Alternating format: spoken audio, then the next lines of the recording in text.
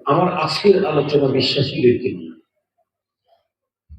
যারা আল্লাহকে বিশ্বাস করেন, পরপারকে বিশ্বাস করে, পরপারের সুখ দুঃখ বিশ্বাস করে, যে নামে বিশ্বাস করুন, পরপারের সুখ দুঃখ, জান্নাত জাহান্নামের নামে বিশ্বাস করুন, অথবা স্বর্গ নরকের নামে বিশ্বাস করুন। এক কথায় পরপারের সুখ দুঃখ যারা বিশ্বাস করে, এই জাতীয় প্রতিটি মানুষ পরপারে সুখী হতে চায়। একজন মানুষের পরপারে দুঃখী হতে চায় একজন। বিষয়টাকে স্পষ্ট করবার জন্য ছোট্ট একটা তথ্য বললেই বোঝে। আপনাদের ময়মনসিংহে তো হিন্দুর অভাব নেই, তাই না? এবং অনেক বড় বড় হিন্দু আছে। আপনারা দেখেছেন হিন্দুদের ধর্মীয় আকীদা, বিশ্বাস এবং তাদের কালচার।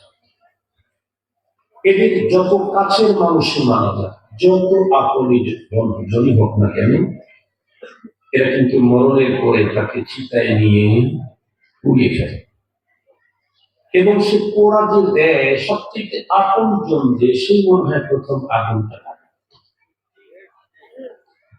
এমনকি গর্ভধারিণী মাকেও পুড়িয়ে ফেলে, জন্মদাতা বাবাকেও পুড়িয়ে ফেলে। রফিকায় হায়াত, অর্ধাঙ্গিনী, জীবন সঙ্গিনী, যার সাথে মানুষের শারীরিক সম্পর্ক, তাকেও পুড়িয়ে ফেলে। ইভেন আশ্চর্যের কথা হলো, কলিজার টুকরা সন্তানকেও পুড়িয়ে ফেলে। এই হিন্দুরা তাদের আপন জনকে আগুনে পোড়ায় ফেলে। তাদের আকীদা এবং ধর্মীয় কালচার যে একজন মানুষ জীবন চলার পথে বাঁকে বাঁকে, ফাঁকে ফাঁকে সৃষ্টিকর্তার সাথে অনেক ভুল বেয়াদবি হয়ে থাকে। এতগুলি ভুল বেয়াদবি, এগুলি যদি পৃথিবী থেকে এটাকে ডিসমিস না করে, এটার যদি ক্ষমা নিশ্চিত না করে, পরপরে তাকে নরকে যেতে দেয়।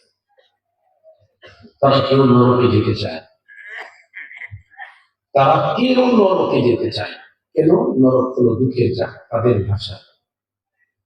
এরা প্রত্যেকেই স্বর্গে যেতে চায়।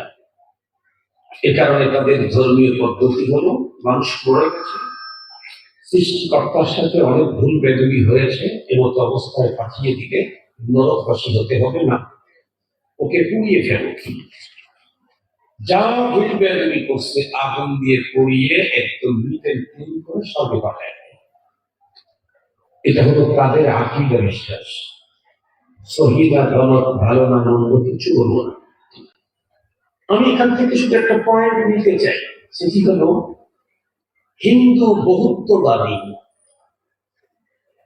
স্বর্গ আর নরক নামে পরপারের সুখ দুঃখের বিশ্বাসী, এই লোকগুলিও আগুনের পুড়ে হলেও পরপারে স্বর্গেই যেতে চায়, নরকে কেউ যেতে রাজি।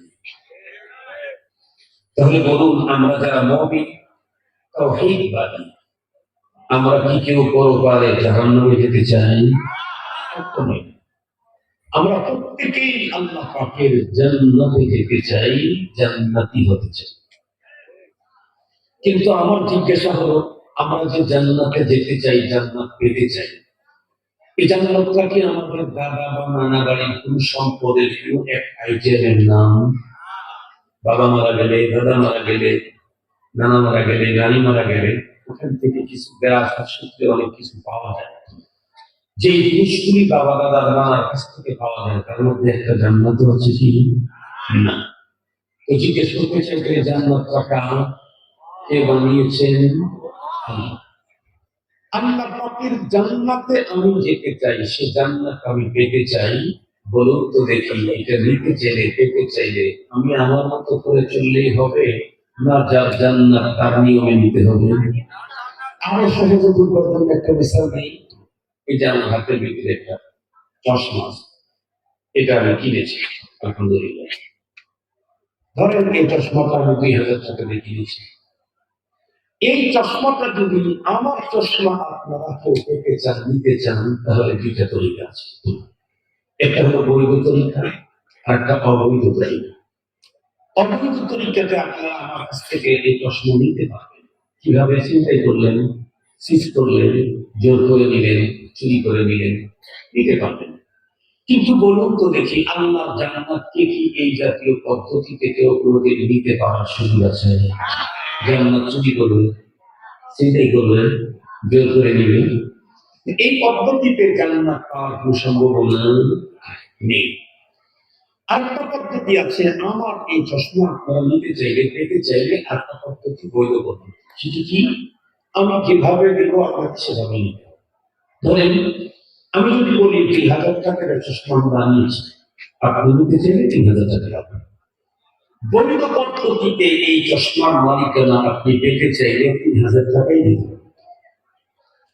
আমি যদি বলি যে 2,000 টাকা দিয়ে বানিয়েছি, মাত্র 500 টাকাই দিয়ে দেব, সেটা আমার ব্যাপার। আমি যদি বলি 1 টাকাও দিতে হবে না, আমি ফ্রি আপনাকে গিফট করবো, তাতেও সেটা আমার ব্যাপার। অন্য কারো এখানে প্রশ্ন করবার কোনো সুযোগ আছে কি? লা ইসআলু আম্মা ইয়াফআলু ওয়া হুম ইউসআলুন। পৃথিবীর সবকিছু যেহেতু তার মালিকানা, এ কারণে উনি যা করবেন তার কোনো কাজের উপরে কোনো প্রশ্ন করবার রাইট পৃথিবীর কারণে। সেগুলোর মালিককে আমার চশমা আমি টাকা দিয়েও দিতে পারি, টাকা চালানো, তার জান্নাত উনি কেমনে দিবেন সেটা পারবেন। এখানে কারো কালাম করবার কোনো রকমের গুঞ্জাইশ নেই। এখন যদি জিজ্ঞাসা করেন, আমরা তো আমার জান্নাতে যেতে চাই, জান্নাত পেতে চাই, মালিক তো আল্লাহ, এটাকে আমাদেরকে দিবেন আল্লাহ? হ্যাঁ দিবেন। কেমনে দিবেন? আমি যদি বলি বেঁচে দিবেন, তাতে ভুল হবে না।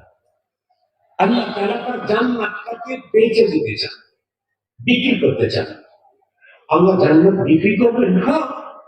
কোরআন শরীফের মধ্যে আল্লাহ তাআলা বলেন, ইন্নাল্লাহা আশতারা মিনাল মুমিনিনা আনফুসাহুম ওয়া আমওয়ালাহুম বিআন্না লাহুমুল জান্নাহ يقاتلون في سبيل الله فيقتلون ويقتلون। আল্লাহ তাআলা বলেন, নিঃসন্দেহে আল্লাহ খরিদ করেছেন ঈমানদারের জান আর মাল, বিনিময়ে দিয়েছেন কি? জান্নাত। এই জান্নাত আল্লাহ বিক্রি করবেন। কিন্তু মজার কথা হলো, আল্লাহ যে জান্নাত বিক্রি করবেন, উনি প্রথমেই বলেছেন আমার জান্নাতের কাস্টমার হতে চাইলে তাকে মুমিন হতে হবে। শুধুই ঈমানদারের কাছে আমি আমার জান্নাত বিক্রি দেব, অন্য কারো কাছে আমার জান্নাত বিক্রি করব না। ইন্নাল্লাহা আশতারা মিনাল মুমিনিন, শুধুই মুমিনের কাছে আল্লাহ তার জান্নাত বিক্রি করবেন।